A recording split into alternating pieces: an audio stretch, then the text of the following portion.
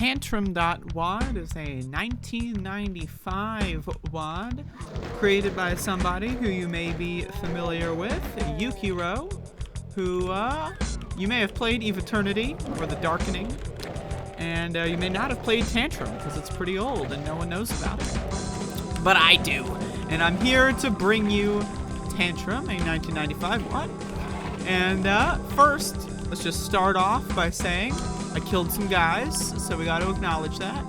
Here's the opening room. We got this guy locked behind some bars. That's pretty cool. We got this window up here, which is like the first thing that you can see. You can see a little bit of like light filtering in that looks really nice, especially for 1995. Lighting, in my opinion, is very important for setting mood and stuff, so you can see some more good lighting work. You have this door here, as you can see by the doorstop texture, but the light peers in a little bit more all the way from here. You can also look at the detail work on how Ukiro avoided making just like the wall light up as well. That's something you see a lot, where you see like a torch inside of an alcove and then like the front walls will be lit up, but there's that little gap sector there. So that's cool. This is like the first outside room. We got Mancubus over there, but I've had it. I did a couple of speedruns for this, and I had that Mancubus get killed by infighting a couple times. That's a secret switch, by the way. You gotta click that. Just letting you know.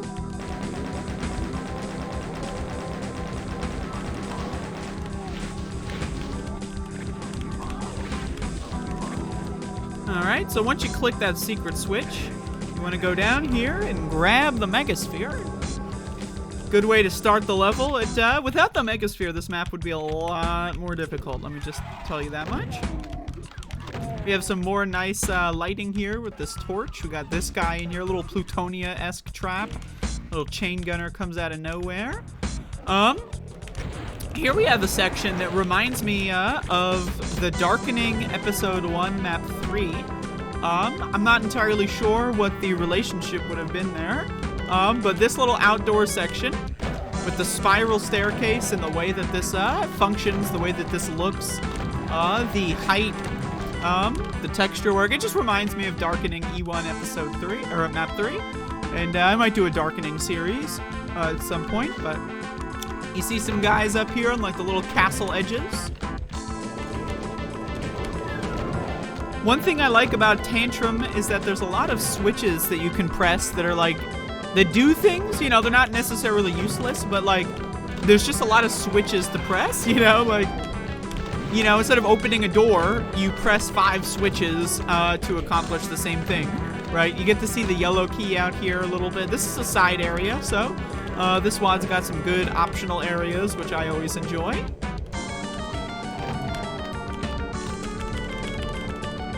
This section here is a little tight, so I want to kill these guys before I actually enter.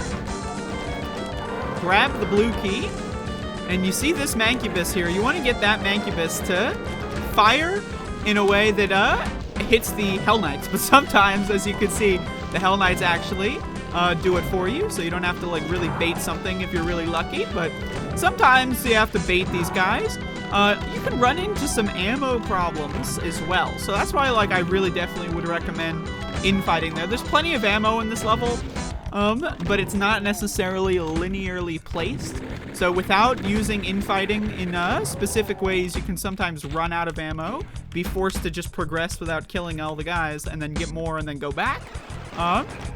Here's a little secret area. I'm pretty sure it's opened by pressing that switch that I just pressed, but I actually don't know. That's just, you know, I just press the switch and then this area opens. I don't know what to tell you. But everything after getting the blue key is optional, so this whole section is optional. So more optional areas for Tantrum, which I always enjoy.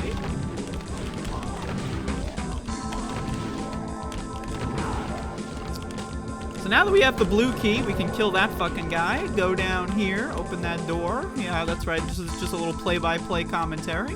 We don't go here, because this is the red door. But I do want to talk about the red door.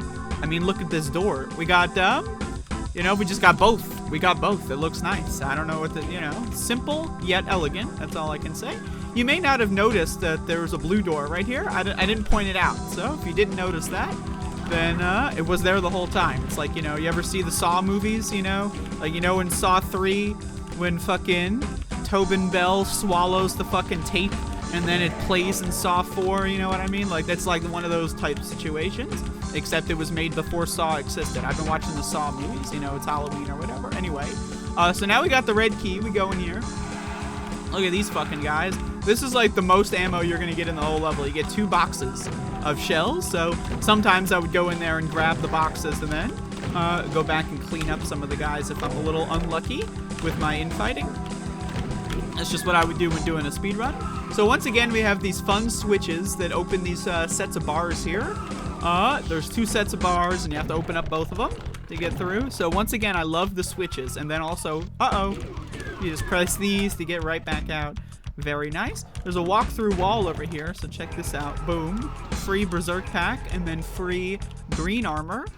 This is probably my favorite part of the entire map, is this section here. I'm gonna get the whole thing on the auto map for y'all, and then I'll look at it. But I love curvy architecture, and I love that the rest of the level does have a little bit of curves, like the curvy staircase. But this section is just like all curvy architecture, and I really, there's something about it. Again, especially the contrast to a lot of rectangular, square-shaped stuff previously in the level. It just looks really good. So this is what it looks like with the auto map on. It's just a really nice shape. I don't know. I like it. I like that kind of stuff, and it's pretty cool. So we have another one of these, you know, it's just got to keep going, go on to the side room. Get a little bit of like a blood waterfall kind of section here. It looks pretty cool. I like the lights on the top of the ceiling, although I don't think there's really even any light differences between those sectors. I'm not actually sure. I'm getting shot at, so it's hard to tell.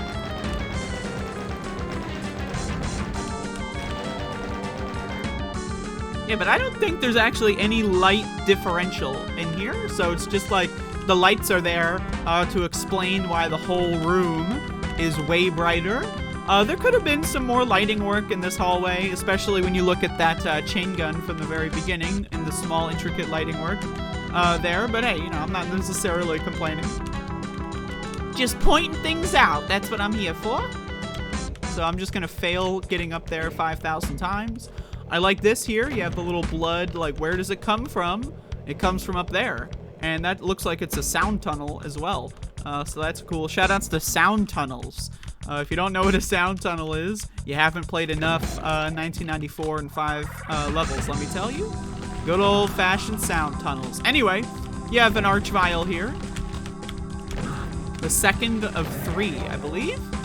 And then what do we have? More bars, and you guessed it, more switches. And again, like, you know, if you're not a speedrunner, this might actually be difficult to actually make that. You know, it's pretty easy.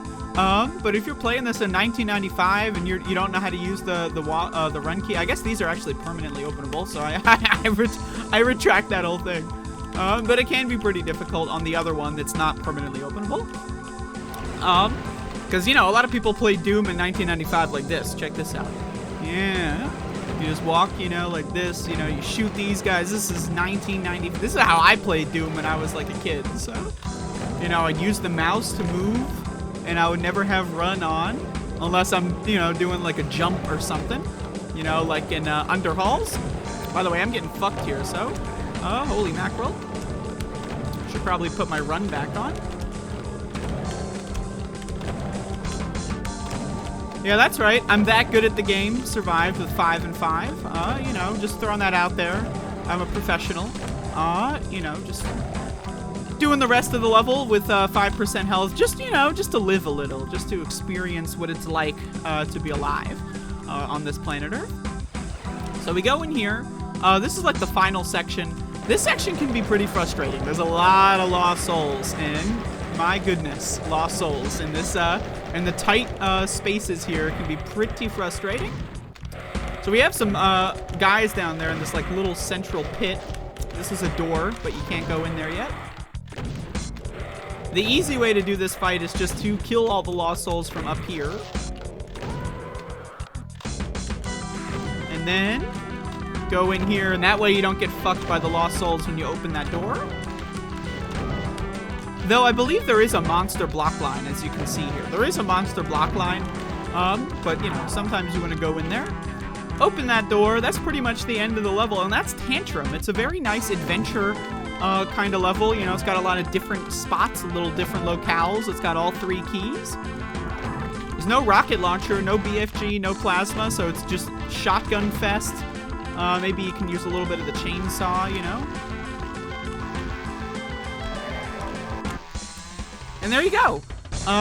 There is a Tantrum 2. I might play that in the future, but that's Tantrum 1995 WAD by Ukiro, who you may recognize for the graphics work on Eve Eternity, which is, you know, I think most people that would be watching these videos have played Eve Eternity, but I don't think most people have played Tantrum, and that's what I'm here to show you. But there you go, and thank you for watching. I don't know how to end videos. I'm really sorry about that. I'm not very good at this, so I'm just gonna stop talking. So, yep.